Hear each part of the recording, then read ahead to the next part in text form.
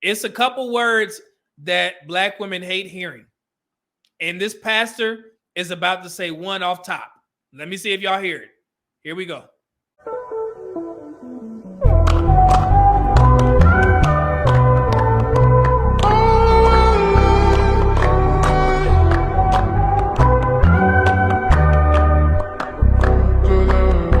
Want to date potential.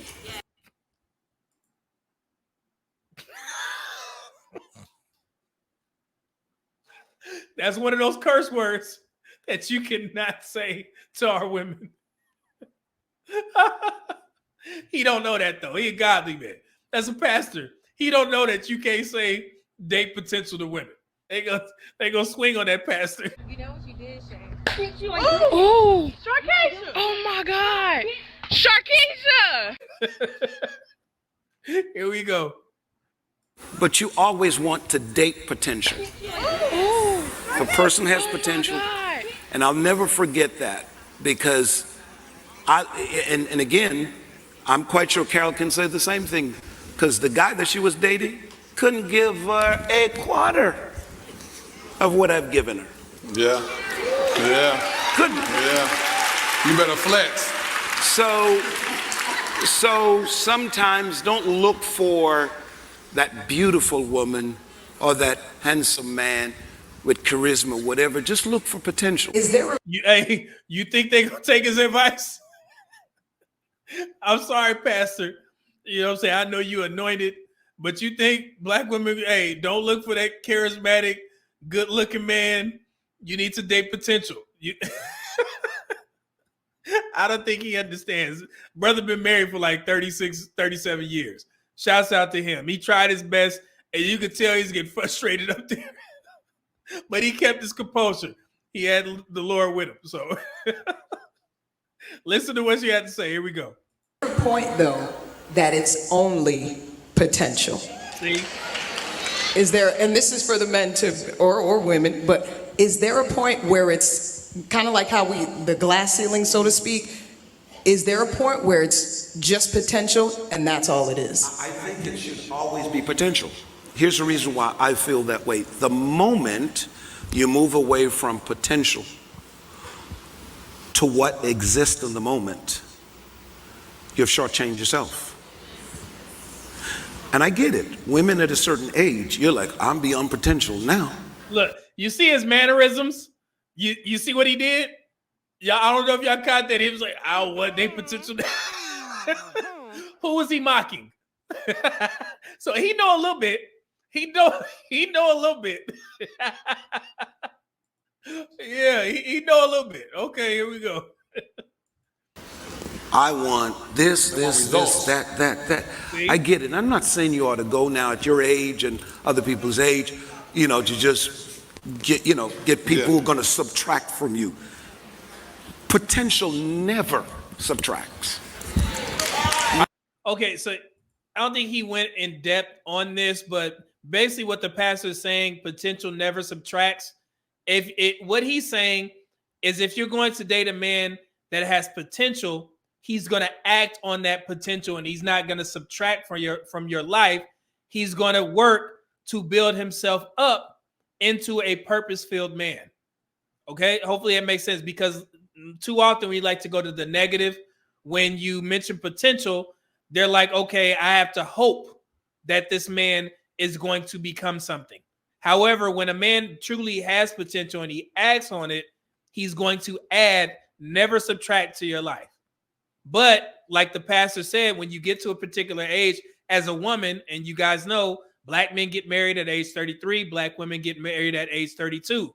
So now when black women are getting married at older ages, if they have their stuff together, they expect the man to have his stuff together, which is why, we did the standardized list. And I don't disagree with those women. However, they need to make sure that they have everything in order so they can become suitable women for marriage. So you cannot just go to this suitable standardized man that has all the stuff that you guys listed together and you don't have your stuff in order. And no, I'm not talking about your income, your job, whatever, the business that you own. Women, I'm talking to you. What do men like? What do men require? That's what you need to focus on. Don't base yourself off of what the job you have. That means nothing to most men. Okay? I'm just trying to put this out here. So that's what he was trying to explain to the ladies. I need you to break that down. I know where you're going, so teach. It never subtracts from you. But what you have to always remember this. Current situation is pretty much unstable. It's uncertain. You have a house today, you have a car, you've got money. You can lose it. But as long as you have potential, Yeah. you will, no matter what life brings before you, you will always get back up again. Okay, so he's speaking as the glass half full, right? Which is what you're supposed to do. If you're a woman who ends up marrying a guy with potential, then that vetting process was supposed to be on point, meaning that you ask your pops, you ask your uncles, your brothers to sit here and give you real-time feedback on the man that you are considering to marry. So once all that's done and you decide to marry this man who has potential, then he should be a man that you pick that's going to act on that. And he's going to become a purposeful man. This is not, he's not approaching this conversation from a glass half empty, which is basically what a lot of women like to do.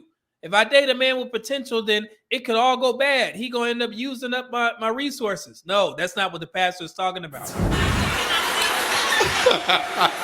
You're not feeling it. I'm hearing it. But and I could be asking the wrong question because you see how she's trying to be. I hear, but I might be asking the wrong question. If this was a regular ass podcast, she would have cursed the pastor. She's trying to be churchly respectful. I may be asking the wrong question. I love church folks, man. Oh God. Wait, go back. Let's go back. You're not feeling it. I'm hearing it. But I could be asking the wrong question because I'm feeling like somebody's asking this as well. Yes, the potential. Say it again. Is there such a thing as running out of potential? See? Because you may have the potential but not activate it and use it. There it is. What did I say? She just went to the negative. You may have potential, but you may not activate it. Again, that's where women need to involve men in their vetting process. You cannot do this shit alone. Okay? Get you a trusted friend that's not trying to have sex with you and trying to sabotage your relationship because he want to get the buns. Ask your pops, ask your brothers, hey, this man, is he, what you think about him? Because when y'all go about it alone, then that's when you start getting the results that she's describing. But she immediately went to the negative. Here we go. Talk to me if I'm wrong. No, that's the key. So what you're saying right there, absolutely. Yes, that's what you're saying. That's why he says somebody with potential doesn't subtract from you, that you'll see them filling a void in your life in other areas. The person can bring into your life that has limitations. Facts. And contrary to belief, though, I think most women, and correct me if I'm wrong, ladies, we would take a man, if a lot of men would strip down the pride and the ego, we would take that. See? Even in the church, it's the same argument. Men's pride and ego won't allow them to be with what kind of woman? I'll let her say it. Here we go. Same narrative. Because the truth is, there are a lot of women who are making a lot of money, and we're okay with the man. Did you hear that? There are a lot of women that are making a lot more money. So she's under the impression that all these black women are making significantly more than black men. It's the same narrative. And before she goes any further, let me go ahead and dispel that rumor once again for the black community for the millionth time. We already saw that currently black men make $979 per week. Black women make $906 per week. And also moving a step further in 2022, 926,000 black men earned $100,000 or more compared to black women's 721,000. I mean, I don't know what else to do. So, like I said, they're under the impression that all these black women are just out earning black men, and it's absolutely not true. Let's continue. Bringing in that comfort, bringing in that support, doing what you said, but a lot of them don't, because you're not bringing in the bread, and you're not comforting, you're not supporting, you're not doing most. I'm not. See, everything is negative, and like I said, I like listening to these conversations. They're so fascinating because everything that she's describing as men, black men in particular, aren't doing, they never apply those same things to themselves. The black community sees it like this. Black men have all these issues to work through. They have to come healed. They have to be healed. They need to be more attentive. They need to be more caring and loving. But none of that applies to black women. So they rate or rank black men based off of all the things that they need to do. And they're just under the impression or assume that every black woman that's on the dating market is already healed. And it's so fascinating to me that that's how it's always framed. Like they're good. And these black men have all this stuff that they need to do before they get into a relationship with us. That's very fascinating how they do that. It's unnerving, but it's fascinating. It's crazy. But that is very interesting to me how they just can absolve themselves from any, improvements. And you see it on Kendra G's show. Like the women really have to scrape to find 3 flaws. What do you think your top 3 flaws are when it comes to relationships? And be honest. Not for a man. No, your flaws. What are your flaws? You as a person with this self-accountability today. Kendra said I can ask a few of my own questions. I get bored easily. Okay.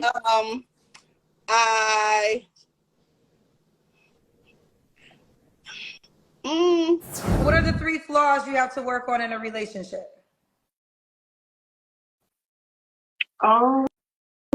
Trust. Trusting, trust. I would say trust. You ever asked me that question on what I was to show? Because I would have been prepared for that. Because they never thought about it. And it's so fascinating to see. Like, I seen Kendra ask a question, and it's been one out there say straight up, I don't have no flaws. Got 4 or 5 kids with 3 dudes. No flaws. Because they never thought about it. It's all everything to man. That's wild. That's some wild work. Okay, let's continue. Fair use. Generalizing. I'm not saying everyone, but again, correct me if I'm wrong. If a lot more men would do what you said and strip that down, I genuinely believe there would be more relationships in that potential to grow into marriage. So maybe this will be the icing in all of this. I was saying, so I put this is where the pandering begins. So let me know if you guys hear something that's in every black conversation when they're attempting to be lazy. Look. Watch. Here we go. I know a lot of ladies, a lot of us men are not doing what we're supposed to do, right? There we go. It's coming. This train is never late. Here we go. Right? We're not the best version of ourselves. Let's be honest. Men, I want you to hear this. We're not. Many of us men, if you look at our history, fatherlessness. Fatherlessness. Every time there's an audience full of black women, black men, fatherlessness. Every time. Never late. I just did a video about this. And people was trying to give me pushback. I'm like, brother, you don't see what's happening? Every conversation is the same thing. Nobody has ever said black women's maternal rates are the issue in the black community. It's not fatherlessness because they don't know. They never had a reason to look at the statistics because they just assumed or believed that it was true. Every time. It's crazy, right? And remember, like I said, the audience is full of women. They said it's only about 4 dudes in there. Never late. Here we go. Raised by single moms. There we go. Raised on the streets. Look, streets, hood dudes, thugs, all these black men running rampant, cosplaying Mad Max. Same thing. You knew it was coming. Had no real mentors in our lives. I hate to keep stopping it, but how do black men not have all this, but somehow we still manage to marry at a higher rate? Damn. Here we go.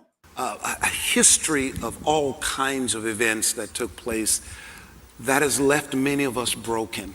See? Broken. I'm sorry, man.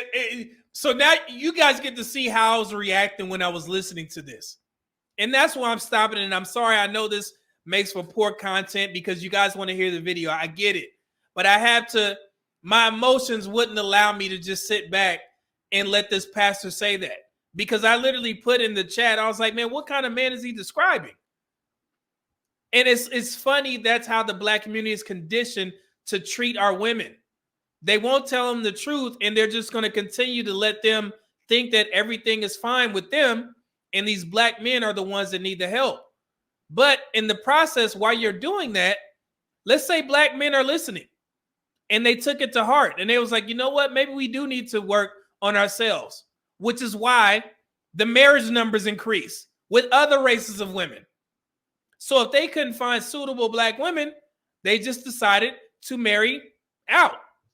So what if black men were listening and black women are standing idly by, not improving, not doing anything to change their situation, in regards to marriage, because everybody tells them that they're doing everything perfect. So why would you change? And let's say that they didn't change. And that's why you have black women getting married at a lower rate, the lowest rate out of all races. And I don't think they even considered that, because you're putting the emphasis on black men, but black men are the one in the driver's seat. The help needs to be, you need to help black women. Don't focus on black men until black women can reach our level, in regards to marriage. But they don't do that.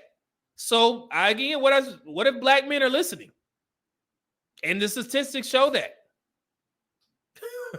I'm just trying to make people think about this differently.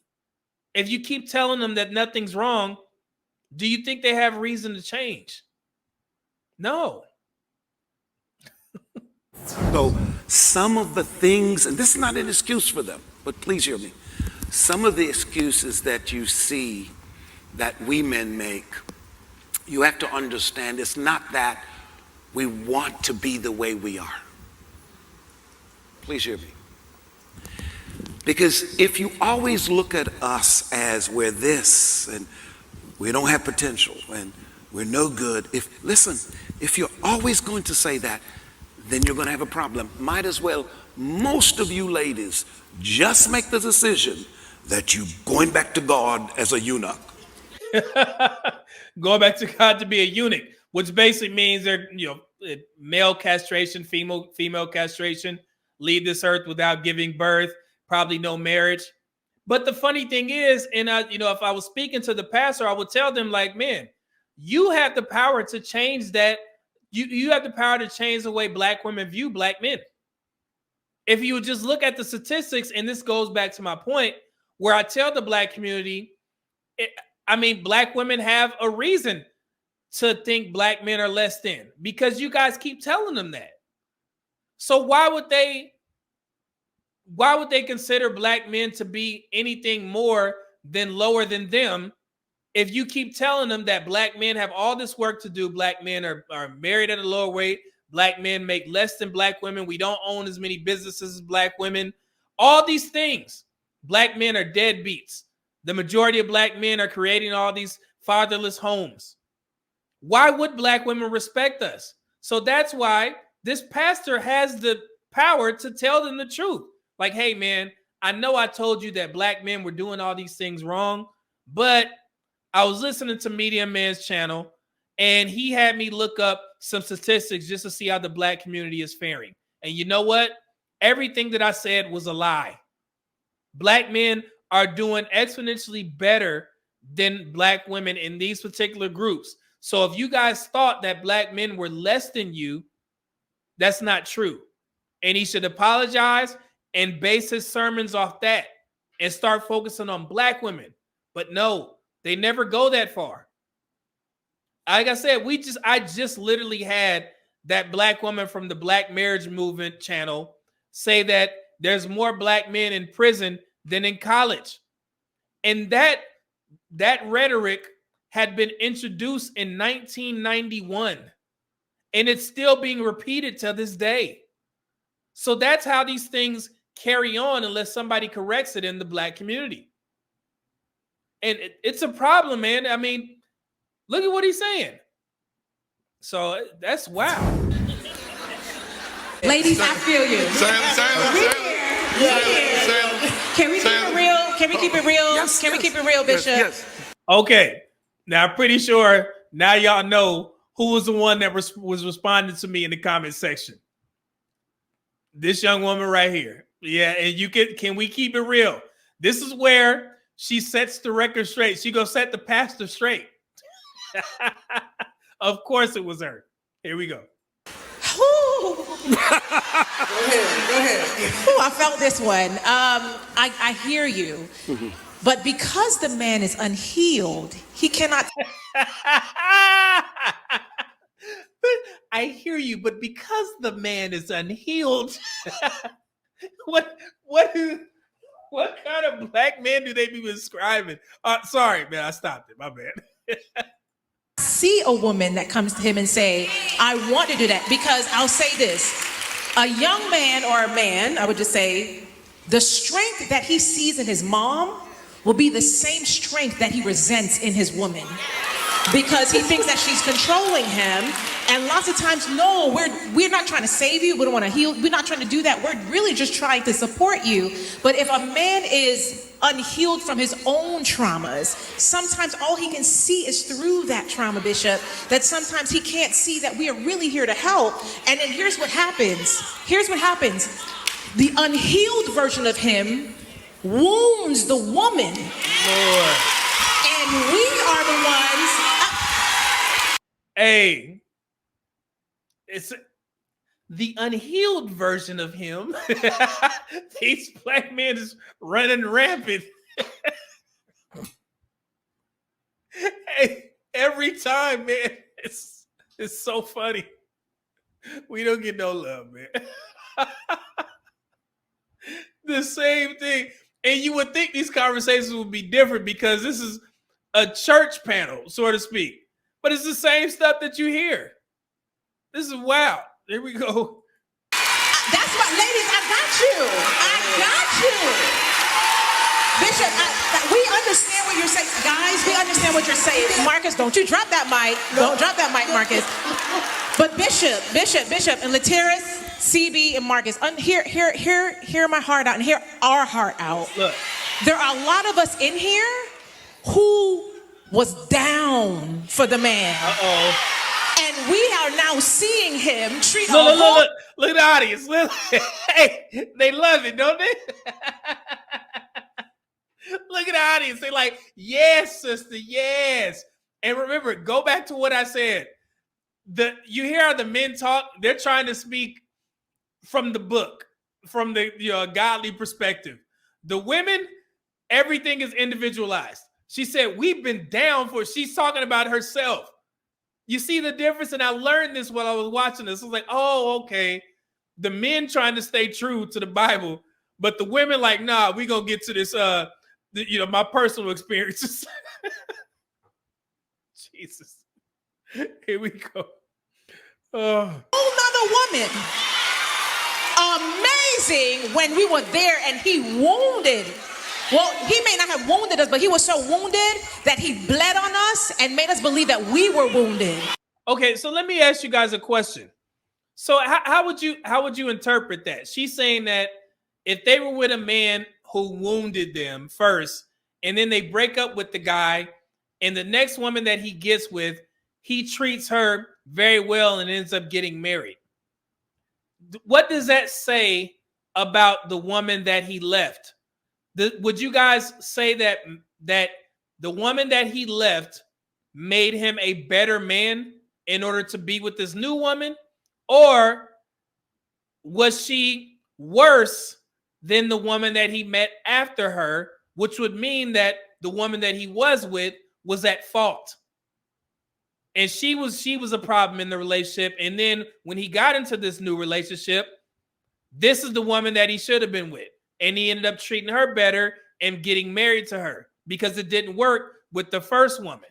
Because I hear this, and I know I'm messing this up, but I hear this all the time. Like, women make men better for the next woman. But I'm like, how would you know that if he just wasn't for you? You see what I'm saying? Like, I would assume that it would be she was the problem, because if he jumps out of the relationship with her and then gets with another woman and they end up getting married, I mean, that's proof positive right there. Maybe I interpret that differently because I see women use that, as an excuse. Like, yeah, I made him better. I'm like, no, you were worse. So I don't know. That's weird to me how they can use that and say we made him better. Okay, thank you. You understand? So because I got you. Come on, go ahead. So there are layers to this, Bishop. There are layers, okay? Hey, and I saw this. Look. This is good. Sorry, MJ. So, and let me ask it this way. So remember, what don't women have a saying or something? Like, if they broke up with the guy and then they get with the new dude and they like brag and say that, yeah, I got this better man. They use that all the time, right? Am I tripping? Yeah, I left, I upgraded. Well, yeah, I upgraded. I left him. He was broke, dusty, but now I'm with this new man and I upgraded. That's what they say, right? So that doesn't apply to men. You see, MJ said men can up. Yeah. So that don't apply for men? Huh, that's weird. Thank you, MJ. That's weird. Yeah, leveled. There it is. That's the leveled up. Mr. J. Lamont. Yeah, they say they leveled up. So men can't level up? That's what they say. Okay, here we go. Sorry. There are layers to this, Bishop. There are layers. And we know what you said. But she had it. Respectfully. You guys are kind of joking about. She said respectfully. Hey, that was her way of saying what they say. I know Mona gonna laugh. I'm forget this. Saying respect. She had to say respectful in the church because she would have said period with the T at the end instead of saying right. She would have if this was outside of the church setting, she would have said period. T period. Respectfully. She's good. I love church folks, man. Oh, single men. Yeah, single men are everywhere.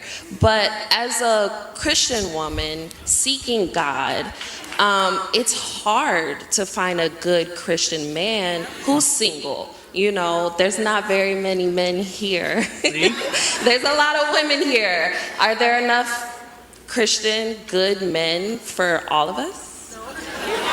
Where are they at? But I mean, so it's like, but are there enough good Christian women for those men? They never look at it like that. Like, is this all these Christian black women walking around that's walking the straight and narrow with no kids, not having sex? All that, is that in place too? And I'm not talking about her question, but when she asked it, I'm like, well, what about the men? are they able to get what you're asking for?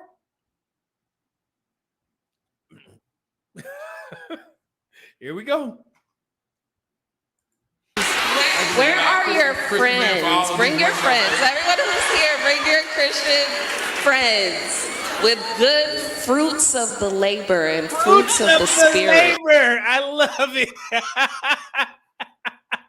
Church folks, fruits of the labor. Bring your friends and bring all their fruits of the labor. God forgive us. I love the wording. The fruits of the labor. I love it. Okay, sorry. The fruits. Okay. I want to speak to all of us out here because this is a real question. And here's the thing. You remember when I went back and I said, ladies, don't make it an idol? MJ, oh wow, boy. You ain't getting none of our fruits. Yo, hey MJ, you better give him some of your fruits, man. Jesus. Oh, that's funny to me. Man. The fruits of the labor. And trying to speak in biblical terms. Okay. Sorry, man. I'm sorry. My stomach hurt. Okay, here we go.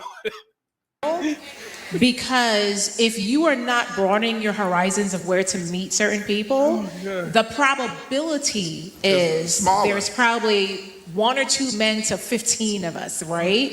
And so you have to ask yourself. There's probably 1 man to 15 of us. No, it's not, ma'am. And are y'all qualified? What's that dude? You not qualified, queen. Is all y'all qualified?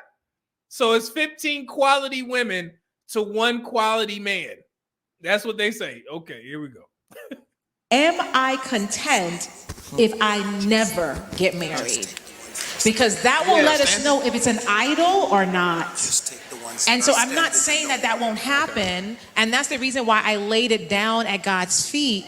Because at the end of the day, there may be a possibility that it may take a long time for me to find my mate or my mate to find me and for us to meet. So you have to surrender that to God and allow God to do that, because if not, the truth of the matter is we will end up resenting prayer. We will end up resenting relationships. We will get disappointed because God hasn't moved when we fasted and prayed. So because of that, we have to get to a place to say, and even if, God, will I still serve you, love you, be content, and still live my life knowing that your will be done? Because at the end of the day, his will, that's hard, y'all. Okay, so in a sense, I actually agree with her on this part. So essentially what she's saying is make sure that you're okay with not finding a mate at your age, because I think I would say maybe mid-30s, closing in on 40s, 40 somewhere around there. So she's saying, I just want to make sure that I'm good and I don't hate relationships or turn my back on God if I don't find a man. And I agree with that. I want women to be okay and content with the possibility that they may not get married. And with that contentment comes with them not being on social media complaining about ain't no good men. And I don't think she's in that space yet. I think she still has a little bit of ammo in her, gun to say that there's not enough quality men. I think she's, expressed that on this panel, very well. So I want women who may not be fit for marriage or won't get picked to just remove themselves from these conversations. So if you're happy and you're content, like she said, laid it at the feet of God and just accepted the fact that you may not get married, then accepting the fact means that you shouldn't be on social media complaining and talking mess about men, black men in particular, because you've already accepted the reality that it may not happen. So why are you complaining? That's not godly. Does that make sense? So that's why I agree with her. Yeah, be content that you may not be chose for marriage. So stay off of social media complaining because you already laid it at the feet of God. And it's in God's hands now. So if he sees fit for you to get married, cool. If he don't, that's okay too, because you already came to grips with that. So be quiet and just wait on God and live your life. Be happy. And that's for any women who thinks like that. If you already accepted it, just be quiet and leave it at the hands of God, and he'll see your way through it. Okay? But don't be talking mess in the process, because then he really ain't gonna give you nothing, because you're gonna develop a personality. I mean, I think she kind of hurt her chances here with some of the the stuff that she said. Yeah, be content. So here we go. Because right now it's only about 4 men in here. 4 men. And I'm sure all y'all go to the Face Center. So at the end of the day, but it's a real thing. It's a real thing. So thank you for asking that question. One thing I want to say real quick, and we're going to run through these questions faster, is that I would want to challenge y'all to go back and entertain the person that you didn't give a chance but was a good guy. Okay, now, no. And this is where the nerdy black guys, the tech guys come in. So he's encouraging women to go back to the guys that you didn't want when you were in your prime. Now he wants them to spin the block and try and get back with you now that you got things going on. No, I don't promote that on my page at all. Those women are not an option for the men over here. If they didn't want you back then, they don't get you when you got your stuff together. And I'm glad the audience pushed back, because they like, no, they don't even want, no, good. You don't have access to those men anyway, at least on my platform. Hell no. Sorry, God. No, guys. Okay. Here we go. Yeah, Mike Jones. Back then they didn't want me. Now I'm hot, they all on me. No, you don't get none of these fruits. You don't get none of these nerds and IT guys fruits. You ain't getting no fruits of their labor. No fruit for you. No blueberries, no straw, no fruit. That's right. That's right. No fruits for you. Ain't get no fruit. All right. See, I think a lot of y'all, it's some good guys. Hold on, I'm gonna tell you this. I've done over 200 interviews. Listen, it's people that are good guys that liked you, but you didn't like them, and then you complaining to God that you don't got nobody. Why don't you go? Look. Now this is what you would consider him, and that's what I heard in the chat or in this post. They was calling him petty and sassy because he didn't like the response of the audience. So this is where he kind of takes a little dig at the women. And I like to see it. Here we go. Listen what he say. And just open your mind up and just see what God has to say about that. And if it don't work out, it just don't work out. But I say a lot of times you're overlooking good guys because you're looking for the guys that don't want you. Anyway, next person. You hear that? Hey, he said, because you're looking for the guys that don't even want your ass. I mean, want you. God, forgive me. Yes. And he's like, next question. And the audience was like, ooh. Hold on, look, let's go back. Listen to him. Let him cook. Laterris, there you go. People that are good guys that liked you, but you didn't like them, and then you complaining to God that you don't got nobody. Why don't you go and just open your mind up and just see what God has to say about that? And if it don't work out, it just don't work out. But I say a lot of times you're overlooking good guys because you're looking for the guys that don't want you. Anyway, next person. Listen. They didn't like that. Hey, but no, you don't get none of these fruits. No fruits for you. Ain't that right, MJ? No fruits. Ain't no coming back. Yeah, you go get some vegetables or something. I don't know. Okay, let's continue. Now, my next question is to the men who are married. Look. How many of you, by a show of hands, have actually mentored a single man who's intentional about getting married? See, so, and this is where I put, why is the conversation always focused on mentoring black men? What about black women? And this is where the stats will come in. If black men are married at a higher rate, then black women need the most help. So why are you asking about black men getting mentored and nothing about black women? That's sad. It's in Lord. Okay. I understand that black men go through so much. We as black women, we don't understand. Not completely, not fully, maybe not by a long shot. But my question is, why is it that other black men, your brothers, don't pour into you? Why is it that...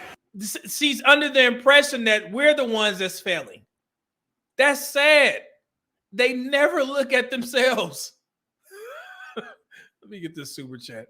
HVAC man fought us, who just said that woman in the video need to fix that big man. See, come on, man. We in the Lord's house. Come on, brother. Plus, we don't want big backs with 250. See, HVAC man, you done made me say this. I done already cursed, and now you got me saying this. Now you gonna put this mess on me?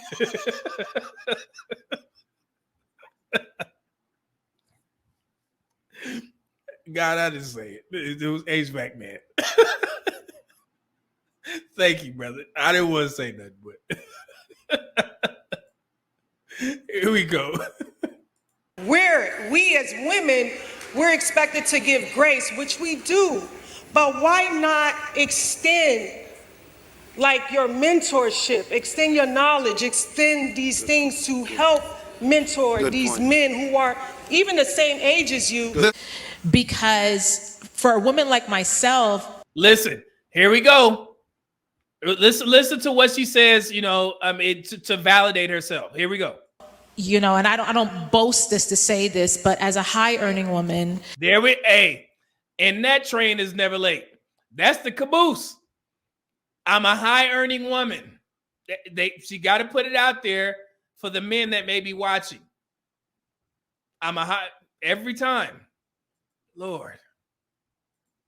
I get a lot of the stigma that comes on me that's like, what's wrong with you? You don't have any kids? You make 7 figures? You don't have a man? You must be crazy. Oh, you one of them kind of women that's independent. Oh, you kind of one of them women that don't want to have kids. I have never said any of those things a day in my life. Yeah. And being a black woman, that is a high earning woman, I get it the worst from black men. There we go. Why the hell would white men, Hispanic men, Asian men care about you in your discussions? We are black. So of course black men you're gonna interact with black men more because you're talking about us. I see women do that on TikTok all the time. They will literally start a fire with black men, discussing black men and how piss poor black men are. And then when black men respond, you see all these black men in my comments talking mess about me. How can you swing on somebody and not expect to get hit? And she's saying that as black men, and black men say, man, what if I could literally go into a panel conversation with black women and I could say, well, according to the statistics, black women are overweight. 80% of black women are overweight and 80% of that number is obese. That would be considered bashing. So it really don't matter what you say. It don't matter. But it's funny that she can say that, and be like, yes, it's mostly black men. Why would white men, Hispanic and Asian men, whoever else care? You in the black community, you talking about black men, guess what? They're going to respond. Y'all, black women, y'all can't do that. That's unfair to normal conversation. If you're going to talk mess about your male counterparts, and then get pissed off that they calling you out your name, who started it? Y'all, black women do that a lot on TikTok, man. And then oh man, you see all these black men in my comments calling me fat, or they calling me a 2. And then you go back to the history. Well, what did you say, ma'am? I don't date black men. They trash. You like, well, They just supposed to sit back and not say nothing?